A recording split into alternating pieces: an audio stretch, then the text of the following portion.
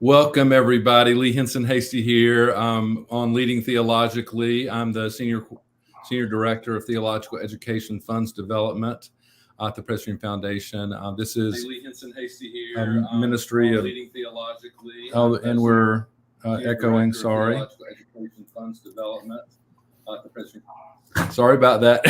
That's never happened. So sorry to provide the echo there. It is a ministry of the Committee on Theological Education, and I'm here today to talk about Pastoral Residencies. And we have a great audience, a great guest here, hopefully a great audience too, to talk about residencies. And right now is the time to talk about them because application period is open in most of these residencies across the country. And so I'm super excited to have today Savannah Demuynck, who is Associate Pastor at Lake Murray Presbyterian Church in Chapin, South Carolina. Savannah, thanks for being here. Savannah was a resident at Myers Park Presbyterian Church in Charlotte, North Carolina. We also have today Angela Rio. Angela, thanks for being here. She's the transitional head of staff at Westminster Presbyterian Church in Muncie, Indiana. She was a resident at First Presbyterian Church in Ann Arbor, Michigan. And Chris Henry. Christopher is the head of staff at Second Presbyterian Church in Indianapolis, Indiana. It's sort of the home place for many of the residencies across the Presbyterian Church where they have the Lake Fellows. Chris, I don't think you were a resident, right? I never was a resident. No, I didn't have that particular gift. Well, thank you, though, for being here today. Chris is a graduate of Columbia, Savannah of Austin Presbyterian Seminary, and Angela of McCormick Theological Seminary. So we have a nice mix here today. Please let us know that if you're here, the questions that arise. We're going to talk about call. We're going to talk about these residencies, and we hope you will be a part. So let's get started. Let's start off with that call question. And Savannah, if you would be willing to start us off, Anna Maria Asasi Diaz asked, what is the life story you celebrate today? Yeah, I think the life story that I celebrate is just the ability in life to walk alongside God's people as we learn together and attempt to know God better and experience God in each other's midst. I found a lot of joy over the years in the learning aspect of faith, of exploring and learning more. And I really, really love kind of learning with others. And I think there's a really special place in church and in communities of faith where we get to learn together and ask each other questions. And that really gives me a lot of life. It's a life story that I celebrate in my call, I think. Amen. And Pastoral Residency seems like a place where you can ask questions together, right? Yes. I used the phrase posture of learning, I think, more when I was a resident than I think ever before. But it feels right. So 100%. It feels very Presbyterian. So yes, like we don't have this quite all together. So that's beautiful. Angela, what is the life story you celebrate today? Yeah, I think Savannah really said it when she said asking questions. I think that is really one of the things that I find myself doing a lot. And at first I thought, why do I ask so many questions to myself? But I realized that really is one of my passions, to continue to be curious about things around me and about the people who are in my life and in ministry. And I think that's something that I've really found fascinating and that I find passionate about. And also listening and making connections between the questions you ask and the life stories that you hear, and then making connections and how that connects to God's story. I think all of those are just the reason why I'm in ministry. Amen. I know you've been traveling recently. I mean, it's part of that learning, that curiosity. I think that's really important for a faith journey, especially for a faith leader. And I would guess that your time in pastoral residency, that kind of curiosity, I mean, you were able to explore some things a little more than even in seminary about your own leadership. Is that right? Oh, definitely, definitely. And I think that's why I love the pastoral residency program, because it didn't shut me down. It didn't say stop asking questions. It encouraged me to ask more questions. And that was really great. That was a really good fit for me. Beautiful, beautiful. Chris, you sit in a little bit different seat as in sort of a mentoring type role in the residency program. But I'm curious, what is the life story you celebrate today? And I know we're right here in the middle of Advent, so there's a lot going on. Yeah, well, I've been thinking about sort of the gift of community, and particularly in-person community. So our residents, we have 4 residents at any given time, and we went through, of course, a 2-year period where all of our weekly seminars were held on Zoom from our bedrooms and living rooms and kitchen tables. And so yesterday morning, we had a completely normal Wednesday seminar with 5 people sitting around this table talking about baptism and leadership of session meetings. And so I think in some ways the pandemic has made the mundane extraordinary. And so just the gift of in-person community, the gift of in-person baptisms where I can hold a baby and touch the water, the gift of session that gathers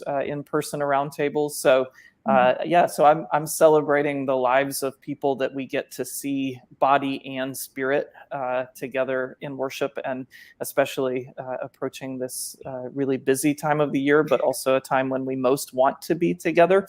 And even last year had its own challenges. Certainly here, I said if Christmas Eve was about 3 days later, we would have been completely sunk, because we were right on the verge of an incredible growth of cases here in Indianapolis. Just grateful for the gift of community, both learning community, but also worshiping and pastoral community. Right. And I would guess that around that table, the residents, I can't remember how many you normally have at Second Presbyterian. 4, yeah. I bet you gather around that table there too. We do. I'm guessing. Yes. What's been the conversation lately around that table? Well, yesterday was baptism and session, moderating session meetings. So we do kind of an Ask Me Anything series where there are things that particularly our second-year residents, as they're beginning the search process for their next call, what are the things that you wish you would have gotten in seminary or to this point in the residency that you haven't yet learned? And one of our residents named moderating a session meeting. I really want to, kind of walk through the nuts and bolts of what that looks like. And so that was one of our topics yesterday. We the week before, just real quick, we were able to Zoom in with Ibu Patel with Interfaith America, who's written this incredible book, We Need to Build. And it was one of the richest conversations I think I've had around what it means to claim the sort of faith community's role in building a different country. So those kinds of gatherings are just remarkable. It sort of sounds like an advanced pastoral arts type class. You just keep, very practical. Practical. There's a lot of practicality to it. I think that's a beautiful thing. And so your program is a 2-3 year? 2 year. Ours is 2 year. And folks are ordained into a designated or pastorate of some kind, right? Right. So our agreement with the Whitewater Valley Presbytery here, and I think these are different depending on the different residencies, but our agreement is that this is a specialized ministry within the presbytery, and so Whitewater Valley is eager really to ordain residents once they've reached the point where they're certified, ready to receive a call. And so most of our residents are ordained during their first year in the residency program. Mm-hmm. That's great. That's beautiful.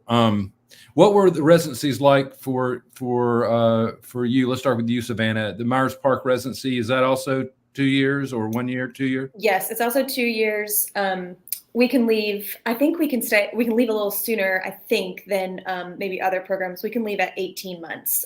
So that's as long as I stayed. And I think the resident before me stayed 18 months, but the one after me who's still there is still there. So he's been there for more than the 18 months. And I was ordained, about 2 months into my call there. So I think it's considered a validated ministry. We didn't get into the specifics. I just you went and met with the COM. Yeah, they said sure. It's a little more complicated, but yeah. I'm thinking that First Presbyterian Ann Arbor is longer than 2 years, but maybe I'm remembering wrong. No, it's 2 years. 2 years. Okay. All right. 2 years. 2 years. Okay. And what was that residency like for you, Angela? What kind of, you're talking about the curiosities, what kind of things did you get to explore? Yeah, I think I was quite in one of the anomalies because I'm older. And so usually they're fresh out of seminary and, they're in their 20s. Well, I was older than that. I won't say how old, but it was my second career. And so going in, I had colleagues, 2 other pastoral residences who were in their 20s. And so it was great to hang out with younger folks. But even for someone like me who had the experience of, I was a high school English teacher teaching before coming into ministry, it was tremendously helpful to be given the permission to explore different areas of ministry without any consequences, really, because the congregation was there and they understood their role fully, that their role towards the resident ministers was to love them and love on them. and for me, that was such a reassuring thing. And so I knew I could do no wrong. And knowing if you know that, then really you're free to explore. And I really appreciated that about the resident ministry at First Pres. And it was 2 years. You can have your main areas. And so my main areas were local missions and young adult ministry. So those 2 things I held on to for 2 years and really had a chance to build on it. Whereas other ones I could rotate in and out. And so I was part of the finance committee for about, for a year or half a year or something like that. Part of young adult education. And so different areas of ministry that I'd like to explore, I'd be part of it, but then I can also do other things as well. It was really based on the rotation model of medical residences. Right. And so residents. And so that was a really great way to explore different ministries without having to commit to it. But you did have, or I did have, or all of the residents had ones that they were doing for the entire 2 years. So that was really great as well. That residency, and thank you for mentioning the medical residency. And I suspect each, residency has its own nuance on what that exactly looks like. And by the way, I think there's other residencies. We were talking earlier. There's not a list published anywhere that we're aware of. Maybe we should work on that. If you know about residencies, we'd love to hear of them.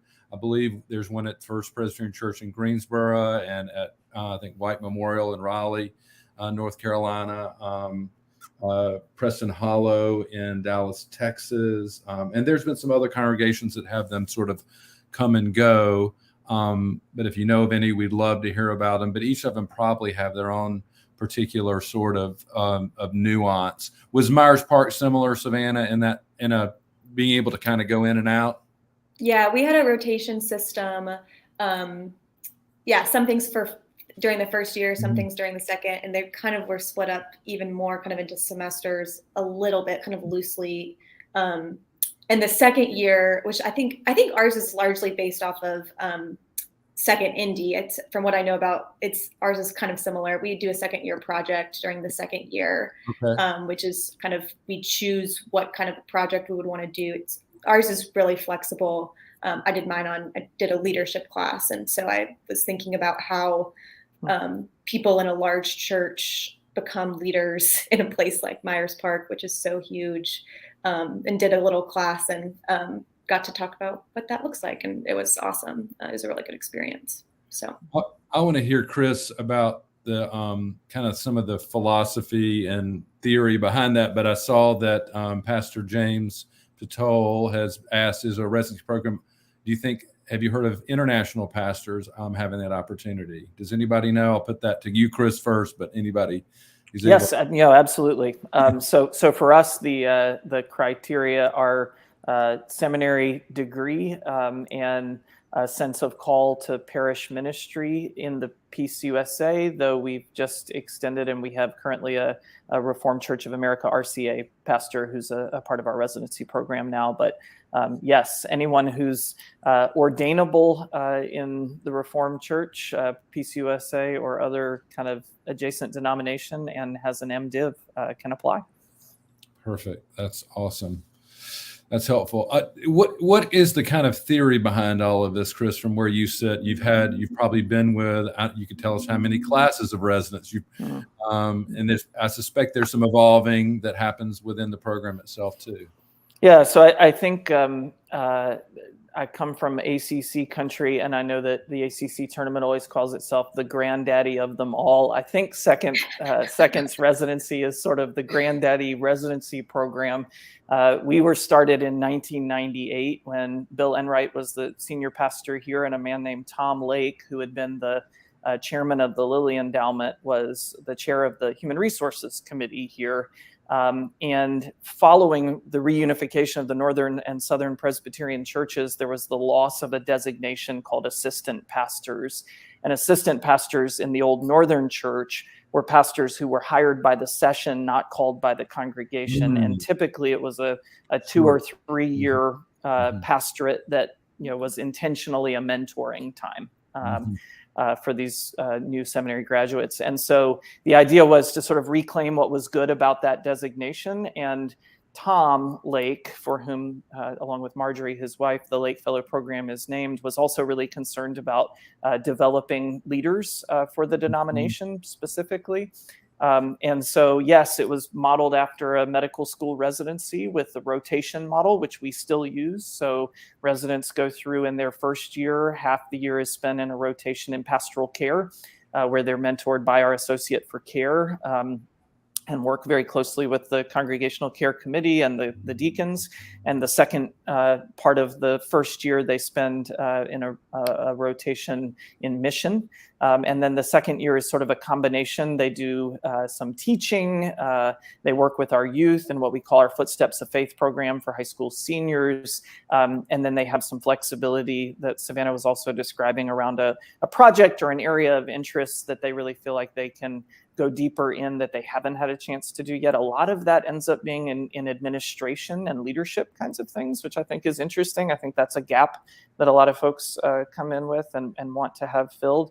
And so it's a lot of kind of nuts and bolts ministry sorts of things. So we also have, as part of the program that I think has been really successful, my predecessor, Lewis Galloway, started a partner church program where each of our residents works with another local congregation, typically, well, I think exclusively a solo pastor church. That way they have an opportunity to experience life in a very different congregational setting, recognizing that the churches that have residencies are a fairly unique situation in the denomination. It's more likely that you're going to serve a different kind of congregation. It also gives them a chance to preach more often in those congregations. So they preach about once a month in those churches. So along with the partner church program, we also, the residency is really built around that rotation model. So maybe y'all know Guy Griffith from Westminster in Nashville, Tennessee. Thanks for asking. Guy's asking about some kind of nuts and bolts about how you make this happen financially in terms of housing, salaries, and that kind of thing. Chris, you're probably able to answer that, but Angela, you can probably speak to it as well.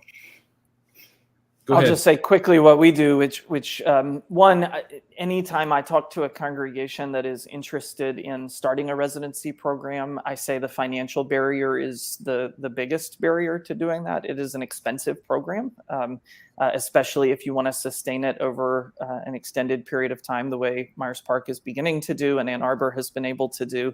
And so we have an endowment fund from which we're able to pay salaries for the 4 pastors.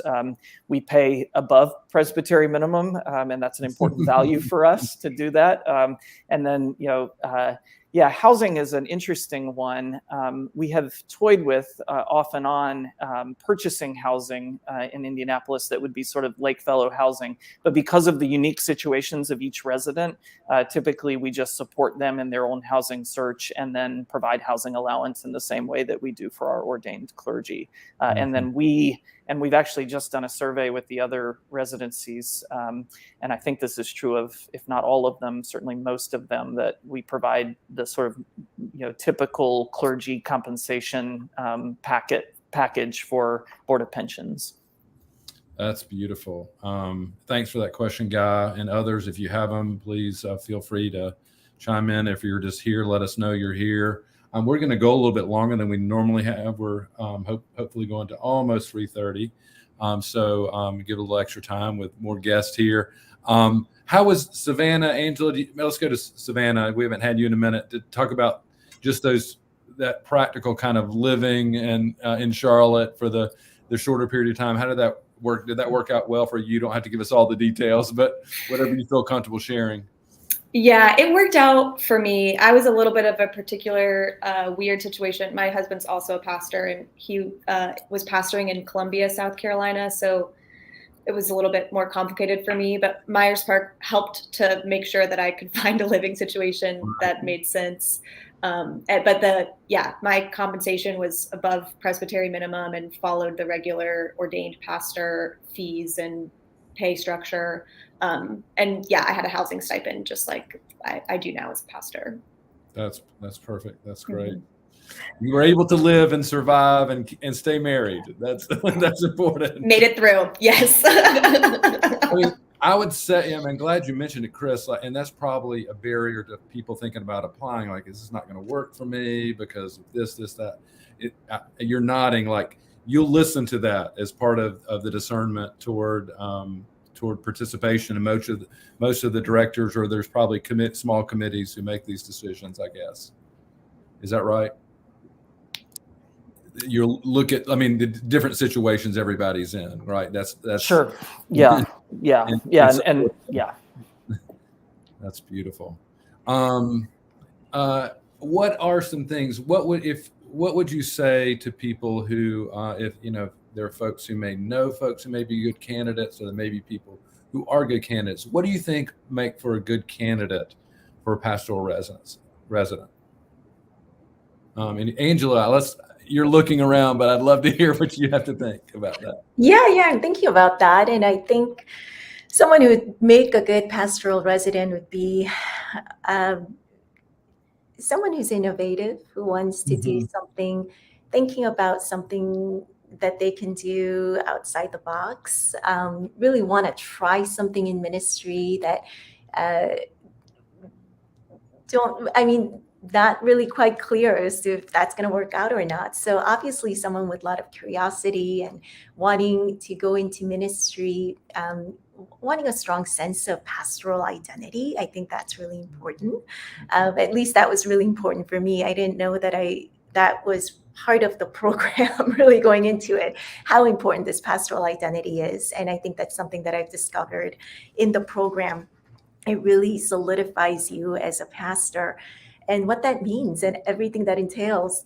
I think one of the other things that I've really gained from this that I think others can gain as well is how to really, you're in it, but you're not. You have the opportunity to observe as well as to be mentored very intentionally and evaluated as well in ways that's really, really loving and kind and good for you. And so I think those are really the areas that I'd like to touch on. And someone it's just like people who want to grow. Yeah, absolutely. People who want to grow, like they don't have this all figured out, but I'm guessing there's some building blocks that are already there that are strong. I'm thinking someone who probably has a pretty good academic record, for example, and that would be important. Chris, what else would you say about a good candidate Yeah, I think both of those comments, and I think what Angela said echoes what Savannah said earlier about being loved by the congregation. I think Yes. the best thing about the residency is that the congregation loves being a church that hosts a residency, and they really embrace their identity as a teaching congregation, but also a congregation that I say Second has really learned how to say hello very well and how to say goodbye very well because they are doing it every year. They're welcoming new people and sending new people.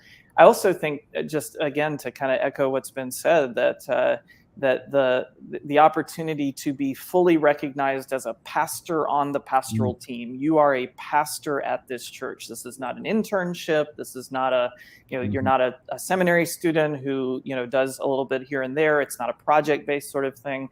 But it is, I say Second's a laboratory for them. So there's space to experiment within that safety of, the team that you're a part of.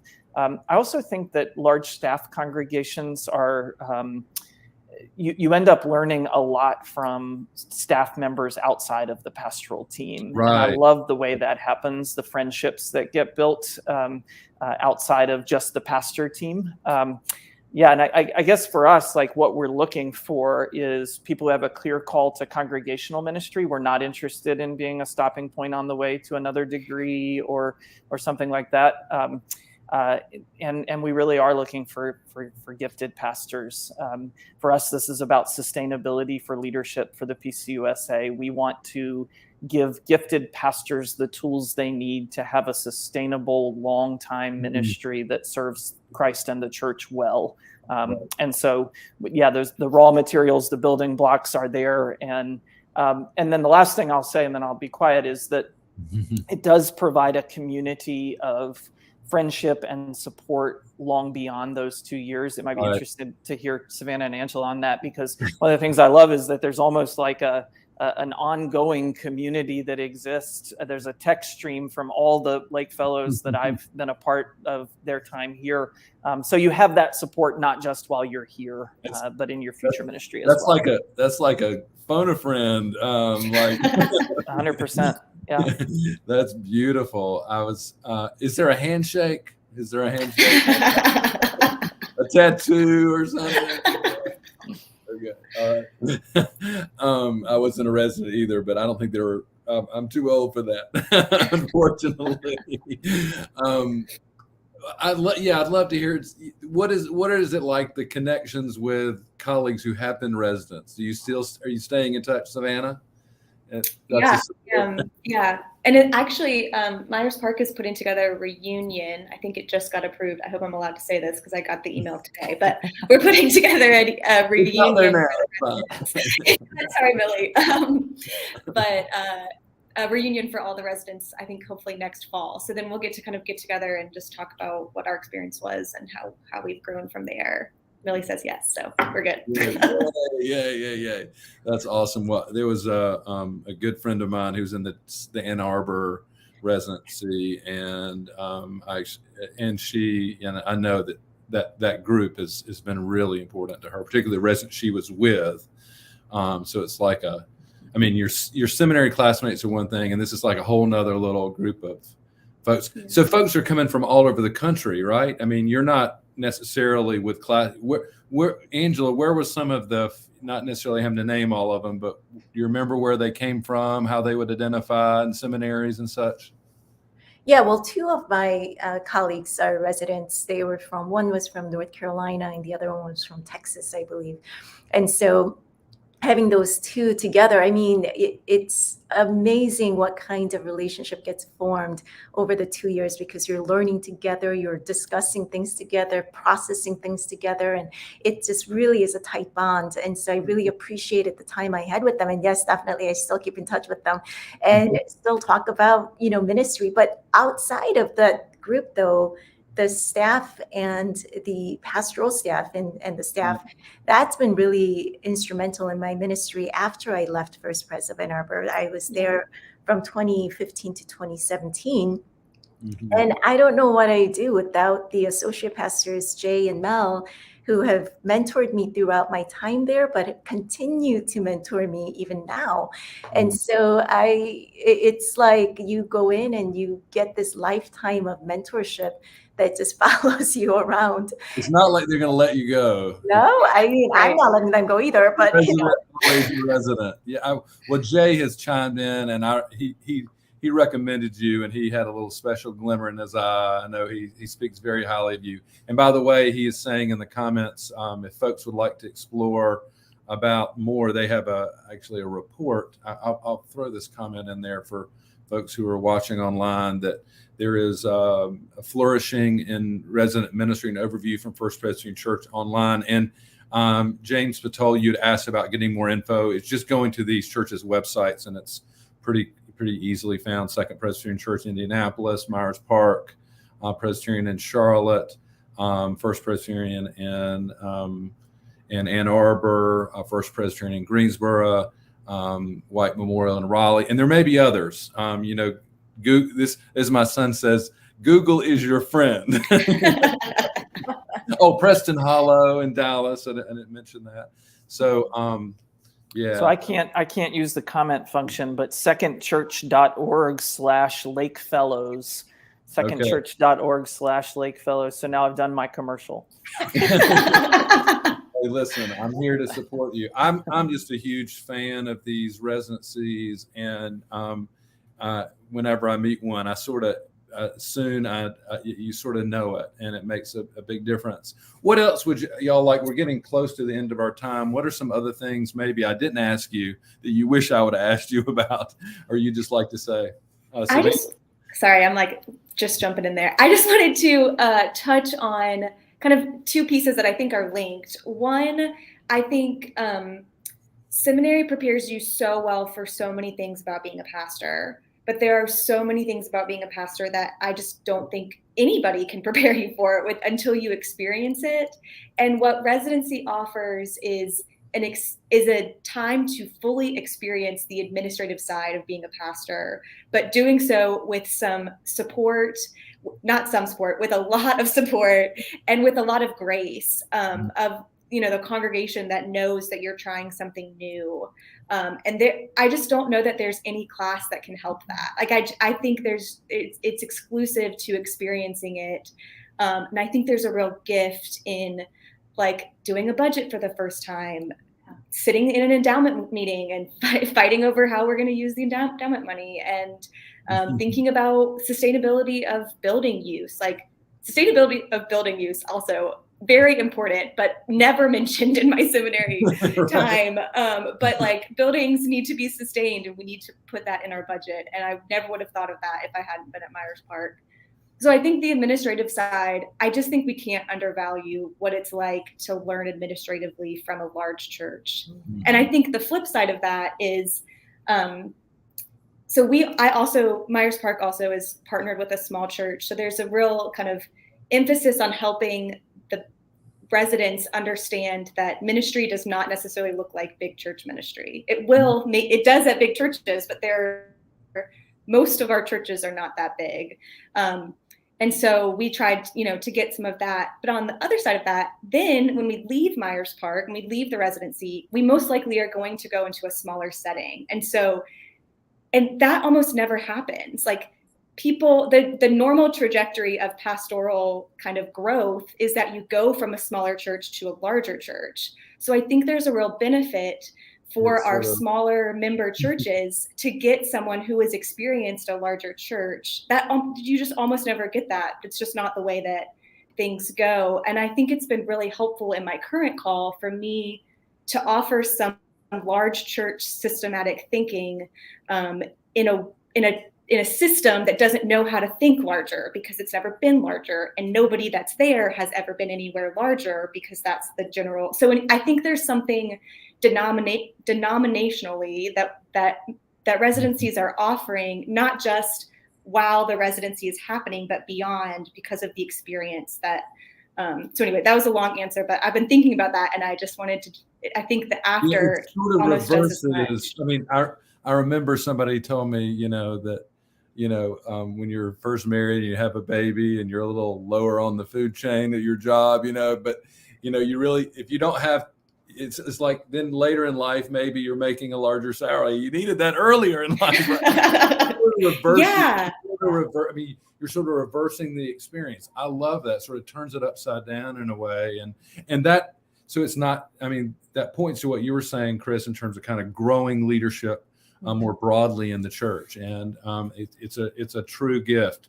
Guy Griffith, I think, is getting real excited. He's asking about, let's see what he's saying here. Any thoughts on trying to reintroduce assistant pastor to the PCUSA? Well, maybe this is a way to get there. I don't know. Is that something you have energy for? I have a lot of thoughts about that, and some of them probably a little controversial in the denomination. So I'm not sure I want to publicly share them all. But yes, I think it'd be a brilliant idea. So one thing I would say, echo everything Savannah just said. I think it's brilliantly put.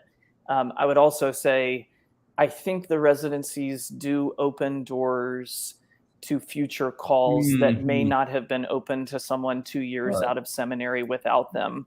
So I talk to a lot of pastor nominating committees for a variety of reasons, but a lot because of the residency. And one thing I say to every pastor nominating committee is the quality of your candidate's experience matters more than the quantity of their experience. And I think the quality of a 2-year residency is worth 5 years of experience in a lot of different settings, because you've touched so many different aspects of the church's life, and for all the reasons that Savannah has said.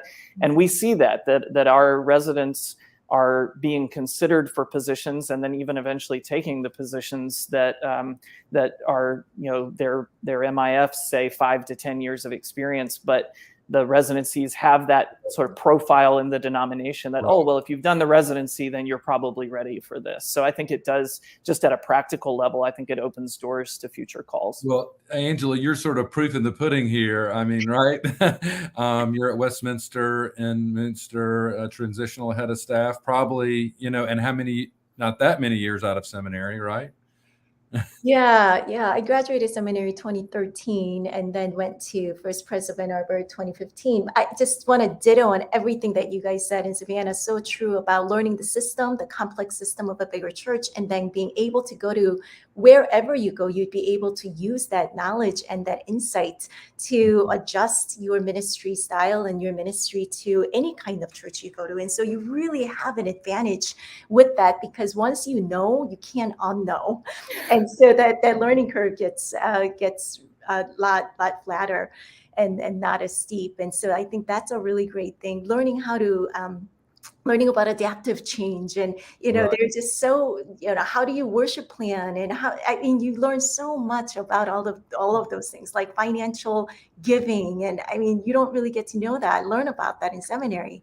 And so instead of and a lot of the people who go into ministry get out of it because they're just so worn out by the first year of ministry.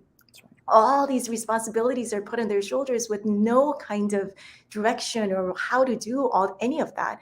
And so I think it's a really great way to explore and experience ministry without having all the burdens that come with it. And so I think that's really great. Gosh, I can't believe our time has run out. I know people have other questions. You can keep chatting on Facebook, YouTube, LinkedIn, Twitter. We'll chime in. I encourage you all and anybody else connected. I want to thank Jay Sandiford and Millie Snyder. You were already chiming in, and others. We'll keep this conversation going, help direct people to the right websites and such they want to find out more. Hopefully we'll learn about other residencies too. Maybe we'll inspire a few more. I already see people asking questions about that, and this is your team to look to. Can't thank you enough, each of you. What a gift you are, Savannah. And it's so good to meet you. And I know Lake Murray, the spiritual formation from cradle to adult that you were doing, I'm sure is making a huge difference. And you made a huge difference today in the way you shared your experience. Angela, too, the gift that you are. Your smile, I have to say, is just infectious. It kind of reminds me of the joy of God. And thank you for the way that you stay connected. And we're so receptive to this. You just jumped at this chance to share about it. And you can see the energy you bring to it. And Chris, your investment as a mentor and director in the the kind of birthplace, I guess, of many of the residencies in the Presbyterian Church. And thank you for continuing that ministry there and bringing your wisdom. Today, I'm going to ask if you all in a moment would charge and bless us, if you're willing. And but let me invite folks to subscribe and review our podcast, Leading Theologically. To join us just about every other week or so. We have a show next week, December 16th. Our co-moderators of the General Assembly, Siobhan Starling Lewis and Ruth Santana Grace, will be here talking about a related topic, the theology of God's calling. So if you're thinking about that. And we have coming in January, Frank Spencer from the Board of Pensions and Jennifer Warner from Valley Presbyterian Church in Portola Valley, California, who's going to be with us. She'll be talking about spiritual and strategic leadership, and Frank about some new initiatives at the Board of Pensions. Hope you will join us for that. But thanks again, each of you, for the gift that you are. Chris, would you give us? I'll let y'all figure this out. I'm going to start with Chris. So this is what I would say is. We benefit from a wide and deep pool of candidates from seminaries. And so if you know folks or know folks who know folks at any of the denominational seminaries, or right now we have one from Duke Divinity and one from Western Seminary, so outside of the PCUSA as well, who are interested in a residency program, now's the time. So all of the residencies are currently open for application. So the websites are the places to find those, but we're just eager to continue to build on the great tradition of these residencies and continue to equip the church for future leadership. So we send you out into the season of Advent with that charge to tell the story of the pastoral residencies in our denomination. Thank you. Savannah? Yeah, I'll the thing that's on my mind, I've talked a lot with my congregation about the season of Advent as a time for preparing our hearts and our minds for the coming of Christ. And I think as we have had this conversation, a lot of what residency is preparing us for ministry, for that leadership. And so I think even those of us who are already in our call, or who are not in ministry at all, but are just faithful people, there's room for us to be preparing here and just to be looking for the ways that God is preparing us, and that we are jumping at opportunities to be more prepared. Amen. Yeah. And Angela. May the blessings of our Lord Jesus Christ go with you as you discern, listen, and prepare your hearts for a Christ child. Pray that you will really hear the voice of God calling you to be curious about others, about God, to be curious about ministry and the calling upon your life. May you be blessed. Amen and amen. And thanks everyone for joining us. I'm sorry some of you we didn't able to get to your questions, but glad you were here, and we hope to see you again soon. Blessings.